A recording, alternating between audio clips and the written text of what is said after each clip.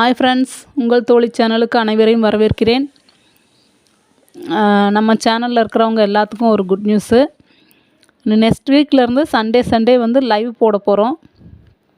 லைவில் வந்து நீங்கள் வந்து சந்தேகங்கள் கேட்கலாம். அதாவது என்னென்னா, இந்த ஜென்ரேஷன் குழந்தைகளை வந்து எப்படி ஹேண்டில் பண்ணுறது, நிறைய விஷயம் வந்து லைவ் போட்டோம்னா நம்ம கேட்கலாம், கமெண்ட்டில் கேட்கலாம். நிறைய விஷயங்கள் வந்து நம்ம தெரிஞ்சுக்கலாம். உங்களுக்கு சில விஷயம் தெரிஞ்சிருக்கும், எனக்கு சில விஷயம் தெரிஞ்சிருக்கும். நம்ம நேரடியாக மீட் பண்ணுற மாதிரி நம்ம வந்து லைவில் பேசலாம். சரிங்களா? நெக்ஸ்ட் சண்டேலேருந்து ஸ்டார்ட் பண்ணலான் இருக்கேங்க. இந்த சண்டே போடலான் இருந்தேன், அப்புறம் டைமிங் கொஞ்சம் ஒத்து வரல, அதனால் போடல.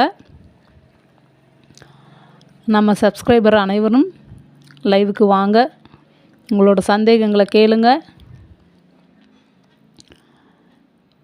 எதை பற்றி சந்தேகம் கேட்கலாம் அப்படின்னா, வீட்டு செலவுகள் எப்படி கம்மி பண்ணுறது, நம்மளை நம்ம எப்படி ஆரோக்கியமாக வச்சுக்கிறது, முடிஞ்ச அளவுக்கு ஹாஸ்பிட்டல் போகாமல் வீட்லேயே நம்ம எப்படி நம்மளை வந்து ஃபிட்டாக வச்சுக்கிறது, மாத்திரை மருந்து சாப்பிட்றது குறைச்சிக்கிறது. எதுக்கு எடுத்தாலும் இப்போ ஹாஸ்பிட்டல்னு போகிறோம் இல்லையா? ஒரு தலைவலிச்சா கூட மெடிக்கலில் போய் மாத்திரை வாங்கி சாப்பிட்றோம். அதெல்லாம் ரொம்ப தப்பான விஷயங்க. முதல்ல மெடிக்கலில் மாத்திரையே வாங்கி சாப்பிடக்கூடாது நம்ம. ஆமாம், டாக்டர் கன்சல்ட்டிங் இல்லாமல் வந்து நம்ம எந்த மெடிசனுமே எடுத்துக்கக்கூடாது. ஆனால் மோஸ்ட்லி லேடிஸ் பார்த்தோம்னா நம்ம அப்படி தான் பண்ணுறோம். தலைவலிச்சதுன்னா பக்கத்தில் போய் ஒரு மாத்திரை வாங்கி போட்டுட்டு போயிடுறோம். ஆனால் அது ரொம்ப தப்பான விஷயங்க. நானே அதை பண்ணிகிட்ருக்கேன். ஆனால் என்ன பண்ணுறது, ரொம்ப வேறு வழி இல்லை அப்படிங்கிற பட்சத்தில் நான் பண்ணுவேன். அடிக்கடி வந்து எங்கள் வீட்டிலலாம் ஹாஸ்பிட்டல் போகிறதே ரொம்ப கம்மிங்க, ரொம்ப ரேர். அதை வந்து நான் உங்களுக்கு சொல்ல போகிறேன். எப்படி வந்து ஹாஸ்பிட்டல் போகாமல் நம்மளே வந்து ஆரோக்கியமாக வச்சுக்கிறது அப்படின்னு சொல்லிட்டு நிறைய விஷயங்கள் கேட்கலாங்க. லைவ் வரும்போது நிறைய விஷயங்கள் வந்து நீங்கள் கேட்டு தெரிஞ்சுக்கலாம். வயசானவங்களாக இருந்தால் எனக்கு இந்த மாதிரி ப்ரெஷர் அடிக்கடி ஜாஸ்தி ஆகுதுமா, என்ன பண்ணுறது, கண்ட்ரோல் பண்ணுறது அப்படிங்கிறத பற்றி எனக்கு தெரிஞ்சதை நான் சொல்கிறேங்க. எனக்கு எல்லாம் தெரியும்னு சொல்ல வரல, எனக்கு தெரிஞ்ச விஷயங்களை உங்களோட நான் ஷேர் பண்ணுறேன். சரிங்களா? அப்புறம் நம்ம ஞாயிற்றுக்கிழமை எப்படி ஃப்ரீயாக டைம் ஸ்பெண்ட் பண்ணுறது, நமக்கு பிடிச்சதை நம்மளே எப்படி செஞ்சு சாப்பிட்றது, எப்படி நம்ம வீட்டு வேலைகளை சுருக்கமாக நம்ம டைம் சேவ் பண்ணுறது. சரிங்களா? இப்போ ஒரு சின்ன வேலை இருந்தாலும் 2 மணி நேரம் 3 மணி நேரம் எடுத்துக்குவாங்க சில பேரெல்லாம். அதை எப்படி டைமிங் கம்மி பண்ணி நம்ம டைம் ஷெட்யூல் படி செய்கிறது, அந்த மாதிரி நிறைய விஷயம் இருக்குங்க. அதனால் கண்டிப்பாக எல்லோரும் லைவில் வந்து எங்கிட்ட கேள்வி கேட்கலாம். நெக்ஸ்ட் சண்டேலேருந்து 7 to 8 மார்னிங் 7 to 8 வந்து லைவ் வரேங்க. சப்போர்ட் பண்ணுங்கள். அப்புறம் நம்ம வீட்டிலருந்தே வந்து பிஸ்னஸ் பண்ணிகிட்ருக்கோம் அப்படின்னா ஒரு 4-5 வருஷமாக வந்து பண்ணிகிட்ருக்கோம். அது வந்து இப்போ அடுத்த லெவலுக்கு கொண்டு போகிறோம்.